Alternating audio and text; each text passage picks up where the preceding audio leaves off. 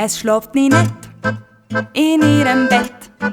Krüch ich zu ihr und sag ganz nett: Ich bin Adelheidenspinne, und will ich ein Netzli spinnen, bleibt dein Gesichtli ohne Stich, will ich fangen die Mucke für dich.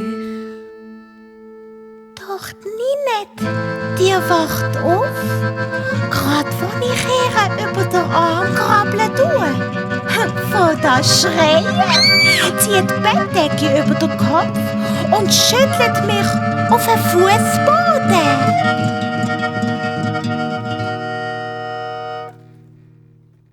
Ja, ich bin die Adelheid, die arme Adelheid. Und vor meinem schwarzen Kleid, da gruselt's alle Leute. Es ist zum Heulen, meine beiden Schienen, zu verschrecken die Grossen und die Kleinen.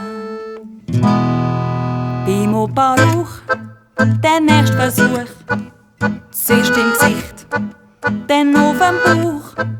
Der Opa kumpelt auf, geht in Gang. Das Grosse das lässt das Geschirr fallen, und das Grosse schimpft: Du böses Viech, wart du nur, gleich hab ich dich. So, Spinne, wo bist du? Hä? Jetzt hat dein letzte Stündchen geschlagen. Wisst ihr, wo die Spinne ist? So, ihr wisst es also auch nicht. Ja, dann. Aber beim nächsten Mal, da verwitsch ich dich. Ja, ich bin die Adelheid, die arme Adelheid. Und vor meinem schwarzen Kleid, da gruselt's alle Leute.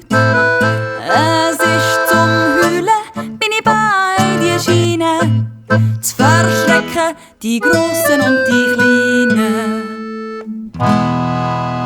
Weisst du was? Ich komm zu dir. Du hast doch keine Angst vor